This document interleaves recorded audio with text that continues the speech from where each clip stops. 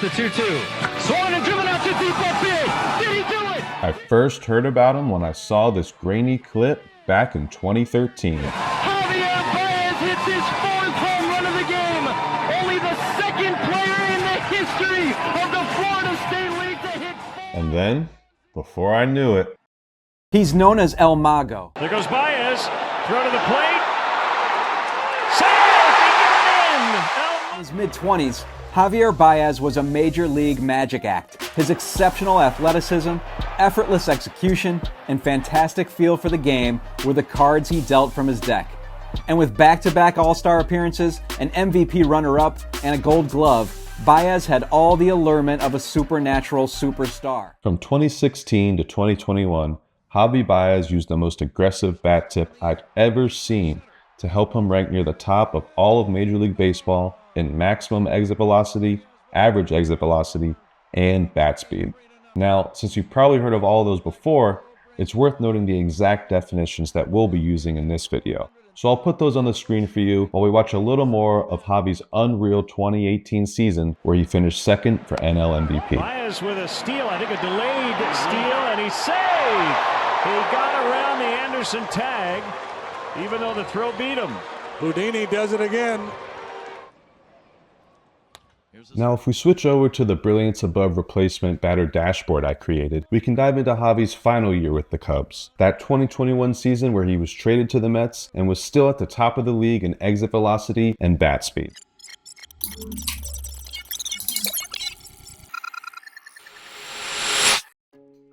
So here we are in the Brilliance Above Replacement batter dashboard, where you should be seeing Javy's season-by-season stats, with the slight caveat that 2025 has only been updated through August 31st. But we're more interested in the Advanced tab anyways, so let's switch over to that right now.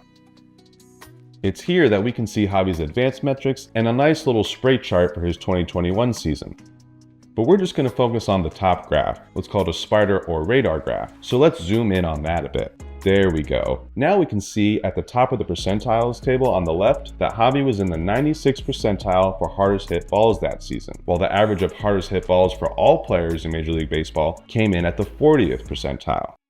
If we go hover over Javy's max EV point on the spider graph, we can see that he landed that 96th percentile with a ball that was hit 116.7 miles per hour. And if we click Javy off to look at just the MLB averages, we can see that 110 miles per hour was good for the 40th percentile. It's also worth noting that 50th percentile value I'm showing you, which gives you the exact midpoint of the league.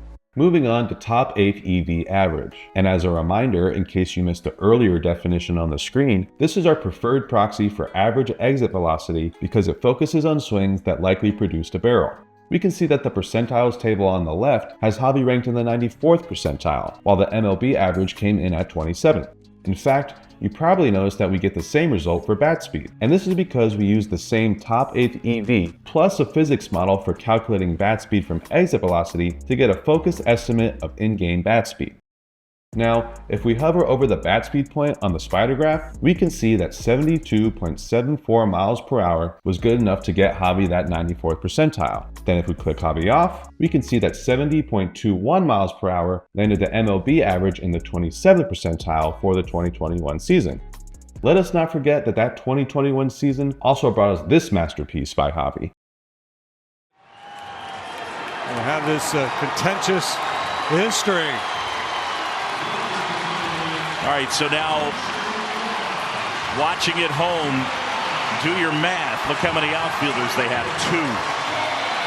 And they're going 5 infielders, India and Votto on the right side. And they'll go Freeman, Farmer, Suarez on the left side. And Baez and Garrett weren't going to be hugging it out anytime soon.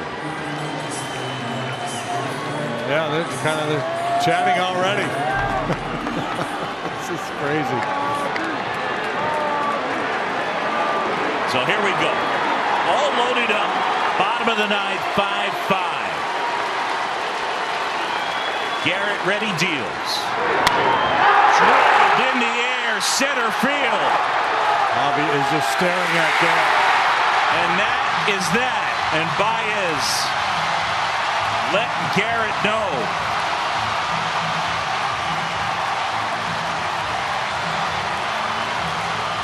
Baez tossed the bat. Garrett picked It's it no up. surprise that Javy's violent swing mashed baseballs and generated impressive bat speed.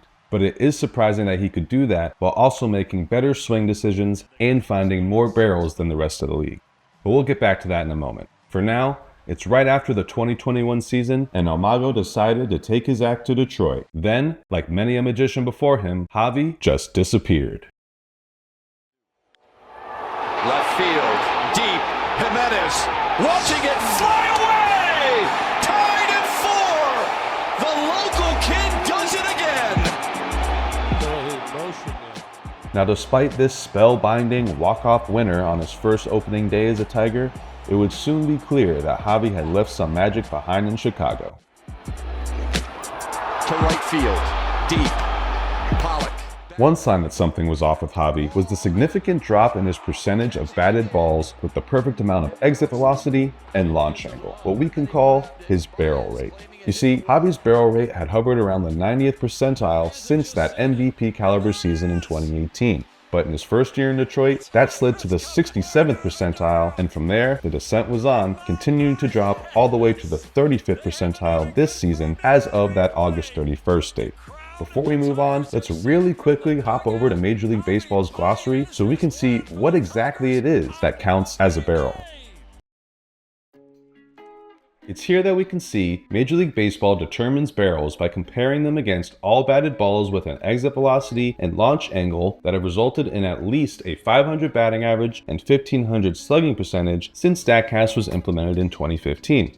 Long story short, barrels start at 98 miles per hour when hit with a launch angle between 26 and 30 degrees. Then for every 1 mile per hour increase in exit velocity, the launch angle needed for a barrel expands 1 degree on each side. So if a 98 mile per hour batted ball needs a launch angle of 26 to 30 degrees to be considered a barrel, then a ball hit 99 miles per hour can be between 25 and 31 degrees. This pattern holds true until you reach 116 miles an hour or more, where the range for acceptable launch angle maxes out around 8 to 15 degrees.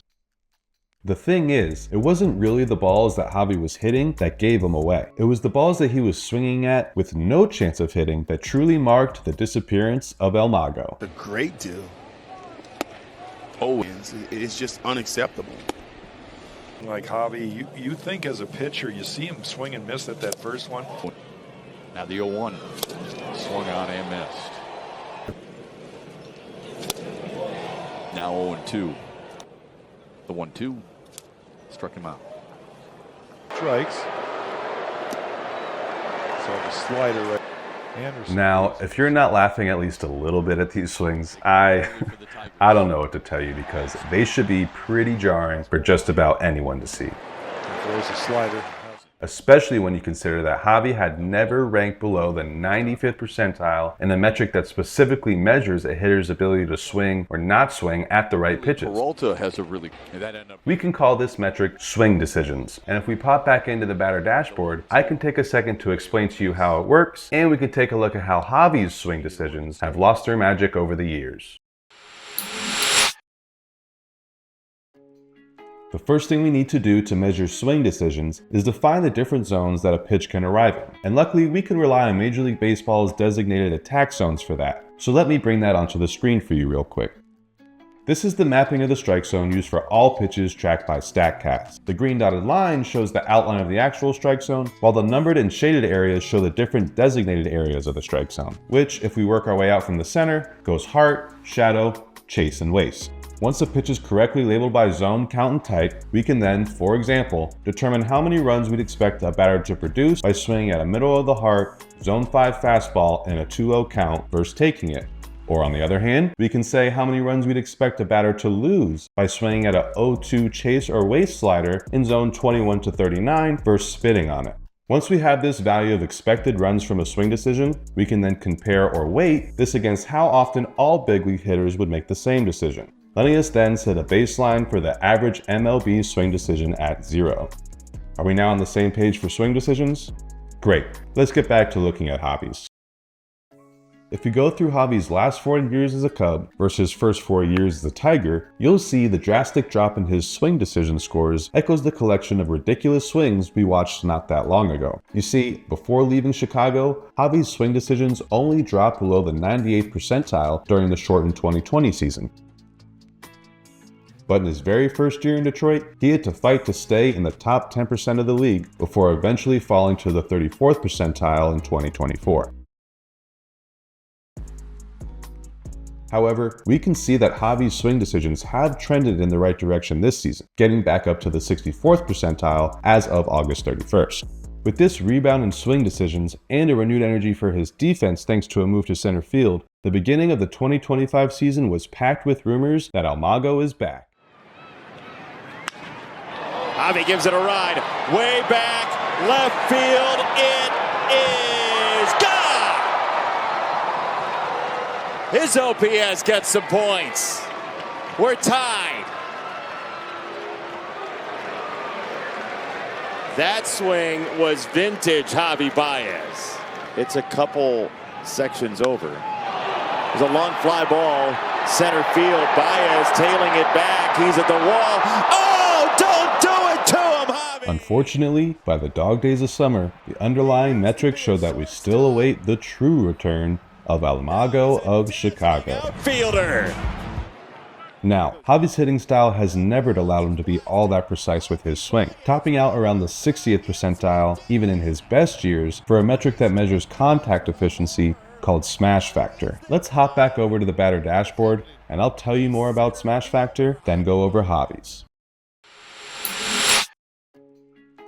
Borrowed from the golf world via driveline baseball, smash factor tells you how flush a hitter made contact with a ball. You can think of the saying, "He got all of that one." Well, smash factor can actually tell you that. You see, smash factor is superior to other contact quality metrics like line drive percentage or hard hit rate because it levels the playing field in terms of bat speed. What this means is that you can directly compare different hitters' smash factor scores even if their bat speed abilities are entirely different. Say the strength of a big leaguer versus the strength of a high schooler. Now that we have an understanding of what we're discussing, let's go through Javy's smash factor since becoming a Tiger.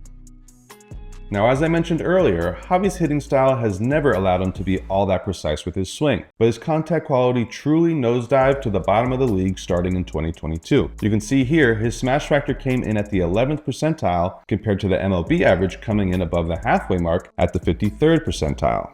There was a slight increase in his second year as a Tiger, but then 2024 saw Javy drop into the bottom 10% of the league before eventually climbing back to the modest 22nd percentile this season, again through that same August 31st date.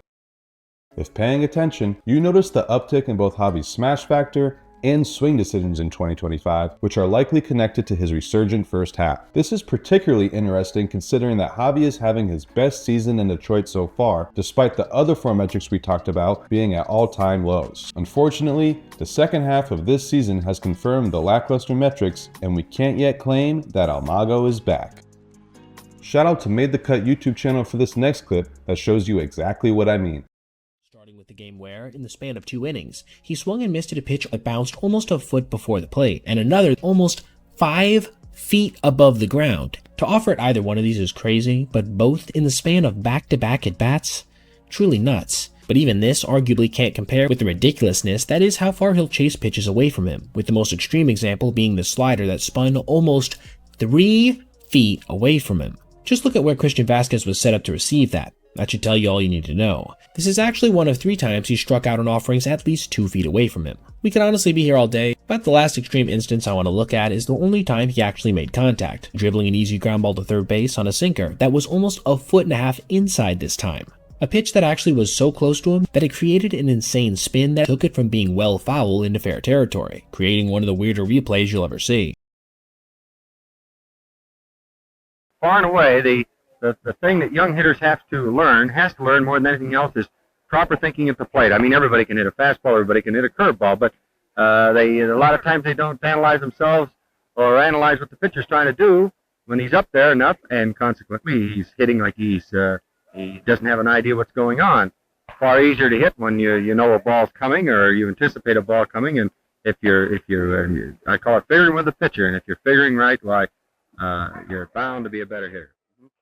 Now, in case you didn't already know, that man being interviewed right there is referred to as the greatest hitter who ever lived, Ted Williams. And while putting this analysis on Javy together, I couldn't help but think of the emphasis Ted Williams placed on what he called proper thinking, which you just heard him talking a bit about. He even stated in his book that effective hitting comes down to 50% proper thinking, 50% hitting to your style. Now, I think we could also say this as 50% swing decisions and 50% mechanics, which would seem consistent with our look at Javy, as we saw his results swing wildly, pun intended, yet in line with his swing decision scores. Ultimately, the type of analysis we did on Javy doesn't really do anything to help a hitter actually improve their swing decisions or their mechanics. That's why future episodes of Brilliance Above Replacement will cover things like advanced scouting and game planning to make better decisions at the plate and swing design to take better swings. Until then, I'm Aaron Brill, this is Brilliance Above Replacement, and I'll catch you next time.